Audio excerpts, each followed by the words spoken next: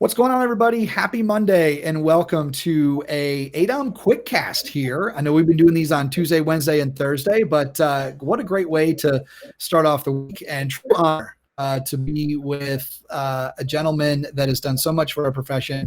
I know is a big fan of ADOM. We got Mike Buckner with us from Weave. How you doing, Mike? Happy Monday. Happy Monday, man. It's good to be here again with ADOM. Awesome. All right. So interestingly enough, we are on here digitally, but the theme or the title of today's live cast is avoiding COVID's digital communication burnout, right? So we all know that we have been a lot of blue screen for many of us for the last 7 months. And I know you have done a lot speaking on this and helping practices, find ways to be able to kind of avoid a lot of this burnout. We're going to have a little question and answer back and forth in regards to some of these key issues. Before we get started, for those that are new to ADOM and may not know about Weave and yourself, love to have you, share just a little bit about that.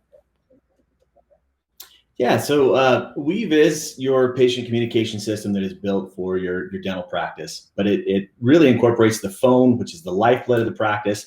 So it is centered all of the important aspects that you need to run your practice all around the phone. So that is when a patient calls in, all of that important information that you need to have up in front of you while you're speaking with that patient is right there on the screen, as well as, taking into effect all of your review management, collecting Google reviews, automated confirmations, email marketing, some phone analytics. So it's all kind of built there specifically for the office manager too, to really just simplify what you do in the practice. Perfect. All right. So we're going to get right into this. And my first question is get hammered with emails and now our text box. Like the door has been opened up a little bit, right? There's more and more happening in what we used to feel like was this private area of text. The door's been open, but I know you want to share with everybody what is a good way, Mike, to make sure that when people get the emails that you're sending, when they get the texts that you're sending, that those individuals, primarily the patients I know that we're focusing on today as we talk to the office managers, to make sure that those patients are opening up those emails and those texts. Yeah, so what's really been interesting is we've seen COVID, play out. We saw this massive adaptation to technology.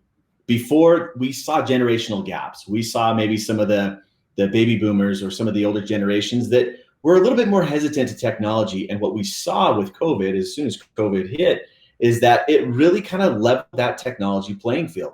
Everyone started adapting to technologies that maybe before they were a little hesitant to. So I want you to think about, the restaurant scene. Even just going out to restaurants, that was kind of really it transitioned over to people downloading Uber Eats and, DoorDash, and really having to find ways to carry on our normal lives.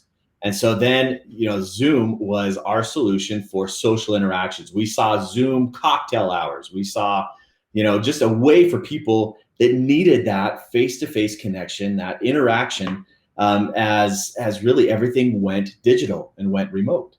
Well, when we saw that happen, especially in the dental space, oh my goodness, everyone started putting on webinars and CE events and free CE. And so more and more our offices and ourselves, our personal inboxes started getting inundated. In fact, there was a 37% jump in just the number of emails that were being sent. So already our inboxes and our email inboxes started getting slammed. But on top of that, what happened was all of a sudden there was massive phishing campaigns and spam email and people trying to prey on the innocent and those who may have been just adapting to technology. And so there was actually a huge spike there as well. So 350% increase in just phishing attacks that were sent, through email and everything else. As we saw that massive influx, at first it was just a sponge. We were trying to collect as much information as possible to see what the best practices were to navigate this space. After a while, and when we realized that COVID was not going to be just a month or 2 month thing, that it was going to be ongoing. But what happened is the communication that kept up. Our inboxes continued to fill up.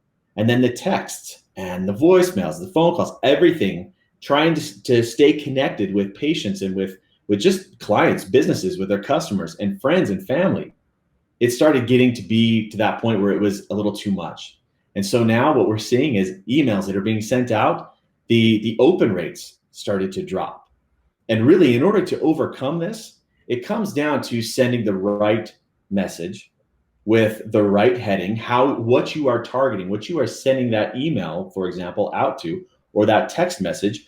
And it all comes down to making sure that when the end individual who is supposed to be receiving the message, they need to feel like it is a personal message. They need to feel like it is meant for them.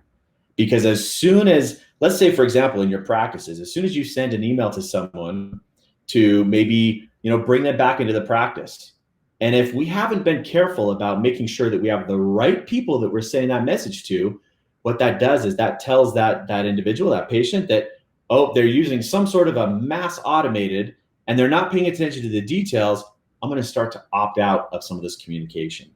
And so we really have to be careful about the types of messages and how it's coming across, that even when it comes down to emails, that it looks personalized. Think about the text messages, making sure that the text messages that you send, the automated text messages that you send, that it looks like it's coming from the office phone number, as well as calling that individual, calling that patient by their first name in order to kind of grab their attention so that they know that it's personalized and meant for them. Yeah, what's interesting? It's this dilemma that we all face. We all, as you know, Mike, want to turn things off, like you mentioned. This digital world that we're in, how I'm like it is part of our life, and unless we all move to an island to get away from it, and then we're all on that same island, right? It's like it's not going to help. We're going to have to communicate. So there's got to be a way, like you said, to minimize this burnout. And I think what's great about companies like Weave and so many of these technology companies that are a part of our dental profession is that this is what you guys live and do. This is what you guys, see on a weekly basis. And so you're constantly finding ways, you're communicating with your customers on ways to be able to do exactly what you just said. This is get creative, because this digital communication is not going away. So let's just find a way, to make the best of it. So what are some of the things at Weave that you guys do, or some things that you're helping practices with in a way to be able to kind of cut through the noise when it's, while at the same time still use so many of the great benefits of this digital technology? Yeah. So, I want to take, for example, the important aspect of even just building trust with your patients, even trust with your first-time patients that are coming in.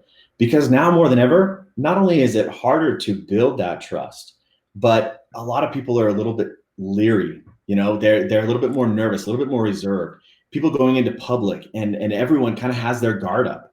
If somebody doesn't have a mask on, and heaven forbid they sneeze or they cough, all of a sudden everyone's kind of judging, and everyone kind of has, like I said, everyone's got their guards up, and it is a little bit more protected. Now, let's take, for example, the new patient experience. As that patient comes into the practice, there is so much that is dependent upon building quick trust with that patient. And we need trust. We need trust for a couple of reasons. We need trust in order to increase, for example, case acceptance, but primarily to really build the relationship with that patient so that they become an ongoing patient in our practice, and not just a satisfied patient who is in our practice and coming back every few months, but a loyal patient who is going to be referring their friends and family. And that all comes down to trust. Now, that new patient experience, when that patient comes into your practice for the first time, let's just break this down even just to the interactions that we have. There is so much that is communicated based upon not just facial expressions, but even just touch, even shaking someone's hand. This was something that was so key beforehand, before COVID. And the science behind it is actually kind of fascinating. Now, for example, and I might go off on a little tangent here, but it was really fascinating as I learned this. But my little dog's name is Rue. Now, if I go outside and if I see another dog or brush up against another dog, as soon as I come home, and for those of you who have dogs, you know this, that your dog goes crazy, sniffing around your legs, like, hey, you around another dog. That is just, it's natural for them. And in fact, when they see another dog, there is so much that is learned when the dogs sniff each other. That's their opportunity to build trust between the two animals, between the species. They build trust. They are vulnerable. Now, it's no different with the human species. For us, it's the handshake. It is that initial contact when we reach our hand out and shake someone's hand. That is the first step of building trust, of being vulnerable, and so much is communicated with that touch. Okay, now, as we know, that is something that is no longer possible. So much is communicated with our smile, how we interact, how we greet the individual and the patient. And again, that's something that is completely off the table as well. We have our masks on. So what has been almost intuitive for us to build trust with our patients, the handshake and the smile, we now have to find other ways with our patients, other ways to build trust with our patients. That has to come before they even step foot into the office. And we have to be really smart about how we build that trust. And that really comes down to the ways that we reach out, the ways that we communicate, and the ways that we make sure that they feel safe coming into the practice. So it's almost over communicating and letting them know what expectations, what they should expect as they're coming in. What is your practice doing to keep them safe? What is your practice doing to keep their team and their other patients safe? So all of these things are key in instilling that trust as a substitute for the things that we were so used to doing beforehand. Yeah, and I think back to the automation of how, particularly that we've all of you have set up this way to get a lot of these automated messages out, which you and I both know there's so much positive that can come from that, right? Being able to reach out to people, the convenience that people get from having a lot of that automated messaging, but there is a way to personalize it. So I'm glad you talked about trust, especially in this social distancing world, but this does roll over to how practices are having to build that trust through what they put in their communication message. So how do you leverage the automation that has been created? And I think most importantly, how do you create a personal message so that it becomes a win-win? Perfect.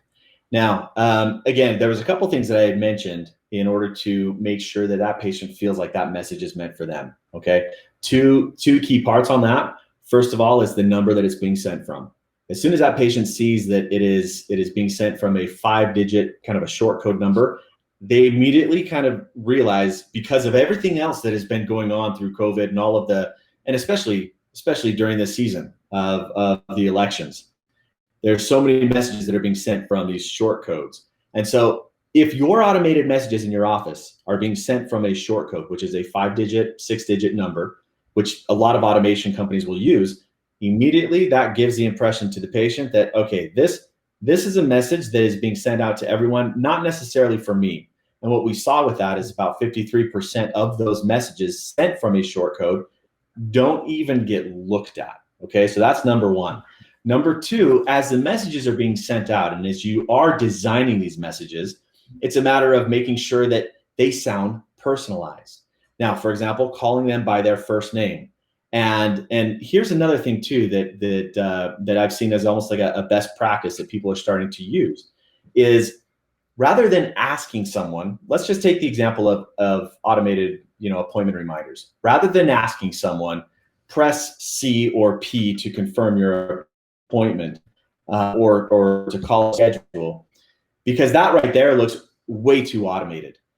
Have it almost open-ended to where you ask the patient, your appointment, hi Mike, this is so-and-so at so-and-so's dental. Use first names.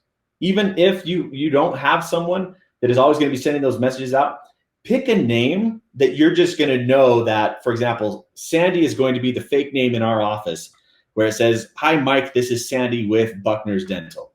Calling the names out. And then listing the appointment time out there. We have you scheduled for this day and this time. Now, the open-ended question is, will you let us know if you need to make any changes to this appointment, because our, chair time is, it's important, whether you want to talk about open chair fees or whatever, but will you let us know today, by tomorrow, if we need to change this appointment time? And if they respond yes, management systems will recognize that it's been confirmed. But it's asking it in a way that is not saying, are you confirming this appointment? Type yes. Okay. Another thing too is making sure that your message systems that you're using is using a system that is almost like smart learning, so that it's not requiring a specific yes or no, or a P or a C, but that it learns if somebody says, sure thing, I'll be there, or a thumbs up emoji. The last thing you want to do is have that go into an inbox. You want that to be an automatic response. So as far as text messages go, to confirm appointments, that's number one. Now, number two, I'm going to take the example that's very common in our space, the birthday messages. Birthday messages, I mean, we've been doing this for years, whether it's a video link that you send out, a birthday message, try to make it sound as customized as possible. Most of these communication systems, you'll be able to put in that you want to call that patient by their first name. Now, what I would recommend is a way to make that text message on their birthday sound like somebody is at the other end sending the text message, is to call that patient by name. Hi, Mike. This is, again, we're picking Sandy. This is Sandy at Buckner's Dental. We saw on the schedule that it was your birthday today, and we all just wanted to send you a quick message to let you know we're thinking about you. Hope you have a great day. Happy birthday. That simple birthday message, I know this is something that a lot of practices will have different ways of doing it, but that simple way of doing it will let that patient feel like that message was sent by Sandy as they were looking at the schedule, saw that it was their birthday. Those small things, especially during this time where there's so much bombardment of messages and everything else, they will see that and think that Sandy literally picked up her cell phone, sent the text message while she was sitting in the office. It's all about making the patient feel like every message that is being sent is personalized and meant for them. And then the last thing that I would say is after the appointments. Okay, so when you're checking up on those patients, a lot of offices will do this, and not for everyone, but I'm saying either for all of your new patients, even for large procedures, rather than getting on the phone and calling, because again, we are being bombarded, sending a personalized message. Now, it doesn't take a whole lot. If your whole team is on board as well, and if you can send it from the office phone number, even divide it out. You might have 4 or 5 patients that day that you might need to just reach out to. But sending a personalized message and picking one thing that you retain, even if you write it down in the notes from that patient, that is a personalized point that you want to bring up. Hey, Mike, I just wanted to check and make sure that swelling's gone down. How are you feeling? Or even, thank you for choosing us as your oral healthcare providers. It was great getting to know you. It was great getting to meet you. You have beautiful twins. Your kids were adorable. Or good luck at your daughter's play tonight. Those small little things, it takes just a few seconds. And if the whole team is on board and you have this strategy of making sure that we're going to focus on personalized communication and doing it in a way where it's not taking hours. Small, simple, precise messages sent out at specific times, before the patient comes in, after the patient comes in. That is what we have seen really goes miles to build that patient trust, that they know that you're there even after hours. And again, if you're sending text messages between 5 and I would say 7:45, nothing later than that. And now a lot of you have ways of doing this on your smartphone through a HIPAA computer to send those messages out. But that lets your patients know that you are there for them and that they have that open line of communication, because now more than ever, they want to feel and they want to know that you're there, that you're available, and that you're there if they need you. Yeah, I love that. And it's interesting hearing you talk about that. We feel like because things are digital, that they're much more different than in person. And yet, as I'm hearing you talk about that and hearing you talk about the importance of taking couple extra seconds, even digitally, to show that you care, to be engaged. As you know, Mike, that's the same thing in person, right? I think sometimes we take for granted, we think that because we're communicating digitally, like you lose all aspect of the personal part. And I know you've experienced it. I've experienced it. We've been in a situation where you've had in-person communication with somebody and they maybe didn't take an extra second to those pleasantries or what have you. So it really is, there are a lot of similarities of taking a little bit extra time, like you mentioned, even when it's digitally. All right, we have just a couple minutes left here, actually about 9. So I want to make sure that we cover a couple of things. I did want to let everybody know that we put some links right in the comments thread. Weave is making available an ebook, so there's some great resources there, as well as some more information about Weave. My last question, Mike, for you is that we're all human, and so as this COVID thing has happened, humans behave. And the longer it goes on, our behaviors start to change, as you know, right? So I think now that we're like 7 or 8 months into this, we've all, I think, in a way changed. We just haven't really realized it yet, right? We feel like we're going through the motions. What are some of the trends that you're seeing, in this new world of social distancing and things like that, that just you're witnessing because you, as a technology company, you guys are dealing with this? I'd love to have you kind of share that as the last piece of this. And then if we have any questions, we'll go ahead and ask you, and then certainly want to, provide the opportunity to let everybody know how they get in touch with. Yeah, I think that what we have seen and where things are going, we look at it, even, just the dental events this year that we're so used to going into attending, and how everything has gone virtual. There will be a massive increase, and it will continue to increase, of technology usage and ways that you can look at your practice and say, what ways can we increase our efficiency?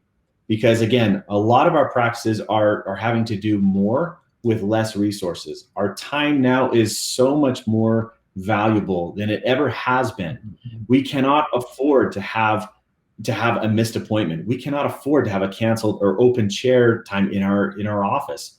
We need to truly look at all of the things that we're doing in our practice to make sure that we have increased our efficiency. So what we're seeing is, what are the things that where even if the patients aren't coming in, so for example, we're seeing that is going to continue to increase.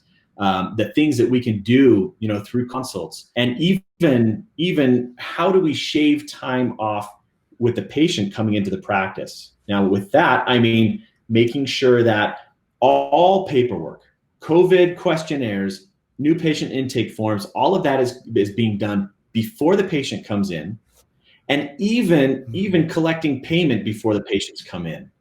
And now is a good time to say that, hey, this is the change that we have made in our practice to improve our safety protocols. Is we're collecting payment beforehand, and we're going to send you a text and have you pay through a link, a text to pay, where you can credit card, Apple Pay, make that payment beforehand. But increasing all of the ways that we can, take care of everything before the practice, or before they come into the practice, take care of everything once their appointment is done, so that our time is better spent. We're also going to be seeing an increase of how we stay connected. It used to be that we would expect that businesses, as soon as 5 or 6 o'clock rolls around, boom, you're done. You can't reach them. You can't get a hold of them. You're going to have to leave a voicemail. Now, from March until the month of September of this year, we saw the number of voicemails that were being left when people called in. The number of voicemails being left on answering machines dropped by 27%. So even that right there, people do not want to leave voicemails. They expect ongoing communication.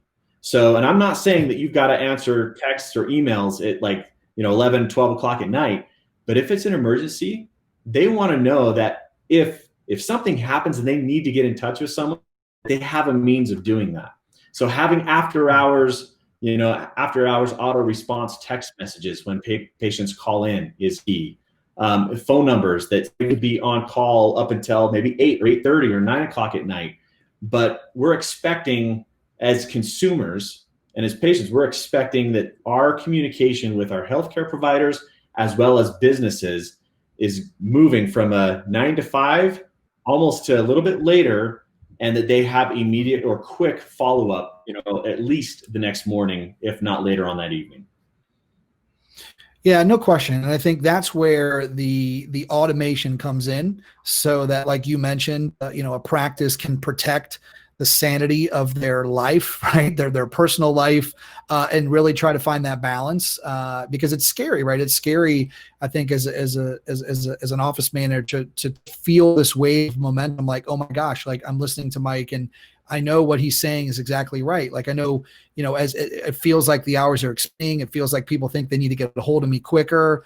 How do I find a way to be able to still connect with it, but then still have my own sanity, my own automation comes in. This has been so awesome. I could talk to you for another hour about a lot of the things that you guys see.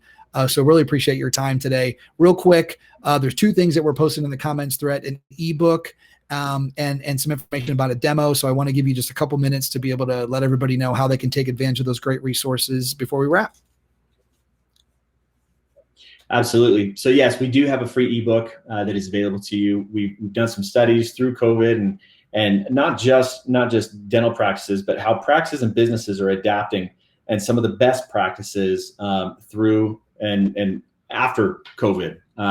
So check out that ebook. And then if you've been curious about some of the things that we've talked about, or even want to look at some of these technologies in order to maybe see this as a time to improve some of the efficiencies in your practice, look at some of your tools. And if you want more information on Weave, what we're doing right now, especially for ADOM members, is if you've been on the fence about doing a demo with Weave, take the chance. Especially this month, we are offering actually $100 Starbucks gift card just for doing a demo through the month of October. So if you want to take advantage of that, just pull out your mobile phones. This is an easy way to do this, but if you pull out your mobile phones, text the keyword phone. Okay, text the keyword phone to 797979. You'll get a link that will be sent to your phone. Click on that link and just go ahead and you can register for a demo of Weave. And as soon as you've done that demo, then we will send you a $100 Starbucks gift card just for taking the demo for anyone who is not a current Weave client. So take advantage of that opportunity. If you have questions, you want to reach out to me, you can email me at mike.buckner, BUCKNER, @getweave.com. Awesome, Mike. Well, as always, this is a true pleasure. And one of the reasons why I love these live casts, one of the ADOM members literally posted in the comments thread, I'm excited tomorrow. So things are moving. People are interested, which is great. Always great to connect digitally. And I'm going to continue to put this out there every time I get an opportunity to talk to all the great companies who work with ADOM, that hopefully soon we will see people live at a meeting. I'm going to keep putting it out there, keep staying positive. But in the meantime, Mike, stay safe. Thanks always for everything that you do. It's great to see you, and we'll talk soon. All right. Thanks, John. You take care. All right. You got